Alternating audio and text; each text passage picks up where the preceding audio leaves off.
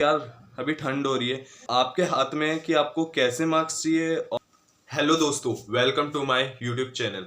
आज हम बात करने वाले इस वीडियो में हमारे 10th क्लास के बोर्ड एग्जाम आ चुके हैं और अभी तक हमारा 30% सिलेबस कंप्लीट हुआ है। तो हम उस 30% को 95% पे कैसे लेके जाए, तो आज की वीडियो में हम इसी पे बात करेंगे। तो जुड़िए हमारे साथ। अगर हमें इतना बड़ा स्कोर करना है तो उसके लिए पहले हमें ये 4 चीजें पता होनी बहुत जरूरी है। तो देखते वो 4 चीज है कौन सी। तो हम चलते हैं अपने टॉपिक की तरफ। सबसे पहले उस चीज में हमें आंसर जो देना है वो क्वेश्चन देखो और पहले उसका क्वेश्चन का इंट्रोडक्शन लिखो। देन उसके बाद आपको डायरेक्ट पॉइंट वाइज आंसर देने हैं। पॉइंट वाइज आंसर दोगे तो टीचर को लगेगा इस बच्चे को पूरा आता है, और पॉइंट बना के ऐसे पॉइंट लिखो और फिर इसका आंसर लिखो पॉइंट में, 1 लाइन में, जिससे टीचर को पढ़ने में आसानी होगी तो वो डायरेक्ट नंबर देगा। और उसके बाद लॉन्ग क्वेश्चन है तो आप कोशिश करो कि फ्लो चार्ट बनाओ। फ्लो चार्ट में जैसे मैं आपको अपनी कॉपी दिखाता हूँ तो उससे आपको जल्दी समझ आएगा। अभी 2 दिन पहले मेरा एग्जाम था और मैंने ज्यादा स्टडी नहीं की थी, तो मैं ये ट्रिक करके आया हूँ। इससे चांस होते पूरे नंबर मिलने के। मैं आपको वो चीज दिखाता हूँ। तो देखिए, मैंने पहले क्वेश्चन का इंट्रोडक्शन लिखा ऊपर। क्वेश्चन का इंट्रोडक्शन लिखने के बाद नीचे मैंने ये फ्लो चार्ट बना दिया, जिससे कि टीचर को ये लगेगा कि ये क्वेश्चन इसको पूरा आता है और ये टीचर ज़्यादा पढ़ेगा नहीं और डायरेक्ट नंबर दे देगा इसमें। तो आप भी ऐसी कुछ ट्रिक्स करके फ्री के नंबर ले सकते हो। और नेक्स्ट स्टेप पे चलते हैं, वो है हमारा पैराग्राफ। जो लॉन्ग क्वेश्चन होते हैं कोशिश करो कि पैराग्राफ बनाओ, लेकिन ऐसा नहीं कि आप पूरा लिख रहे हो, पैराग्राफ को ख़त्म भी करो। जैसे आपने 5 लाइन लिखी तो आप नेक्स्ट लाइन से दोबारा स्टार्ट करो पैराग्राफ को।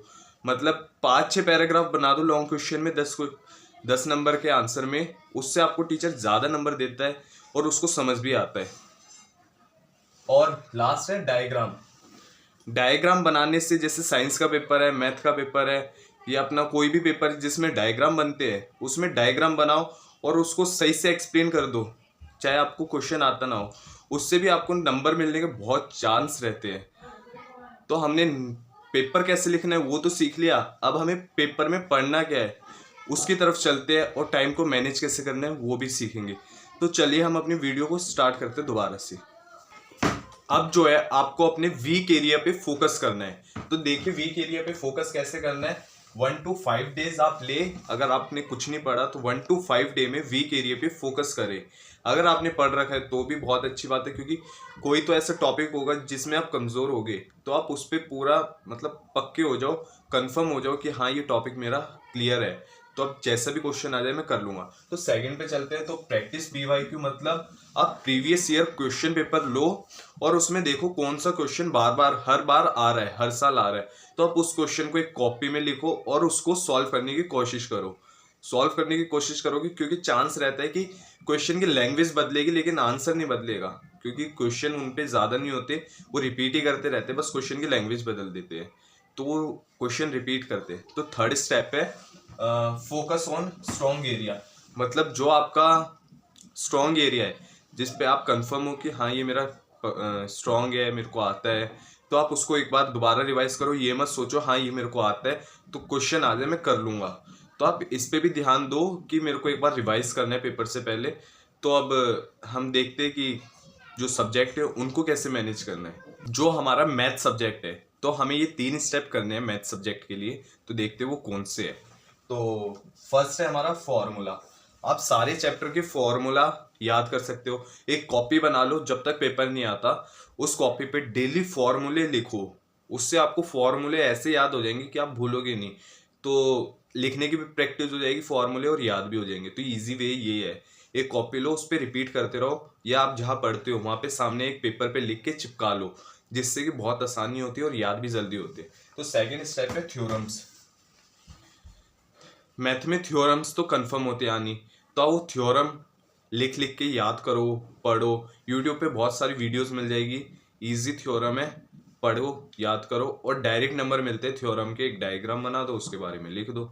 देन अब चलते हैं थर्ड स्टेप पे, वो है न्यूमेरिकल्स। न्यूमेरिकल्स तो आप कर ही ली होगी, या नहीं करी तो एक बार देख लो, जिससे कि आपकी न्यूमेरिकल्स भी हो जाएगी। तो अब चलते हैं हम नेक्स्ट सब्जेक्ट साइंस पे। साइंस के लिए आपको साइंस के लिए पहले अंडरस्टैंडिंग कॉन्सेप्ट कर लो। मतलब आप कॉन्सेप्ट को समझ लो यूट्यूब पे वन शॉट्स देख के, क्योंकि वन शॉट देखने का टाइम है एनसीईआरटी आप पढ़ नहीं सकते, तो वन शॉट देखो और चैप्टर के बारे में समझो। नेक्स्ट है डायग्राम। आपको डायग्राम बनाना सीख लो। डायग्राम्स जितने भी बुक में है सबकी प्रैक्टिस कर लो, नहीं तो आप पीवाईक्यू में प्रीवियस ईयर में देख सकते हो कौन कौन से डायग्राम आए हैं, उनसे रिलेटेड या उस चैप्टर से रिलेटेड आप डायग्राम पढ़ लो और बना के देखो। और उसके नाम और मतलब बिल्कुल बारीक बारीक चीज़ें भी आप बना दोगे तो टीचर वही नंबर देता रहता है। अगर आपको नहीं होता तो आप मोटा मोटा बनाए हो, उससे ही आपको चांस हो जाते हैं पूरे नंबर मिलने के। तो मेक डायग्राम। और लास्ट है जो साइंस में वो है प्रैक्टिस। क्वेश्चन प्रैक्टिस करो, क्वेश्चन की प्रैक्टिस करो और आपको लिखने की प्रैक्टिस हो जाएगी कि साइंस के पेपर में कैसे लिखना है, कैसे डायग्राम बनाने हैं, शीट्स पे लिखो। और यही है साइंस के लिए। अब नेक्स्ट सब्जेक्ट पे चलते हैं। हिंदी और इंग्लिश सब्जेक्ट है जो, इसमें स्कोर करना बहुत इजी है अगर आप दिमाग से करो, स्ट्रेटेजी लगाओ। क्योंकि बच्चे कहते हैं कि हम इतना लिखते हैं हमें नंबर नहीं मिलते। अगर आपने हमारी पहली वाली वीडियो नहीं देखी तो आप उसको जाके जरूर देखो, उससे आपको बहुत हेल्प मिलेगी। तो अभी हम इस वीडियो को कंटिन्यू करते हैं। तो पहले आपको हिंदी और इंग्लिश में सबसे पहले सारी वीडियोस के लेक्चर देखने हैं। लेकिन आप यूं नहीं करना कि 1.5 पे किया, 2x पे किया पेपर से एक दिन पहले और सारी वीडियोस देख ली अब तो मेरे को सब आता है। ये गलती मत करना, क्योंकि ये गलती में बहुत बच्चे फंसते हैं। तो आप लेक्चर देखना, साथ में उसके पॉइंट्स के नाम लिखना, जो जो उसके नाम होंगे नेम लिखो, इंग्लिश और हिंदी में दोनों के पॉइंट के। और आप जब पेपर लिखोगे तो ऊपर पेपर में पॉइंट का नाम लिखो और देन चैप्टर का नाम लिखो और अपना लिखना स्टार्ट कर दो। और पैराग्राफ जो लिखोगे उसको खत्म भी करना। जैसे 5 लाइन लिखी है तो नेक्स्ट लाइन से स्टार्ट करना, फिर नेक्स्ट लाइन से स्टार्ट करना। नहीं तो आप पूरे पेज पे लिख देते हो और टीचर को समझ नहीं आता, पढ़ने में भी उसको लगता है एंडिंग ही नहीं हो रही इसकी, तो यहाँ नंबर कटते हैं। तो आप चलते हैं एसएसटी पे। एसएसटी के लिए आप ये 3 स्टेप फॉलो करो। फर्स्ट है हमारा मैप, क्योंकि मैप वर्क में बच्चे बहुत कंफ्यूज होते हैं कि ये का है ये का है, क्योंकि मैं भी मैप में बहुत कंफ्यूज हो सकता था। तो आप मैप वर्क कर लेना। तो उसके बाद वन शॉट्स देख लो, क्योंकि एसएसटी पढ़ने में लगता है टाइम, तो एनसीईआरटी से अब तो आप पढ़ नहीं पाओगे।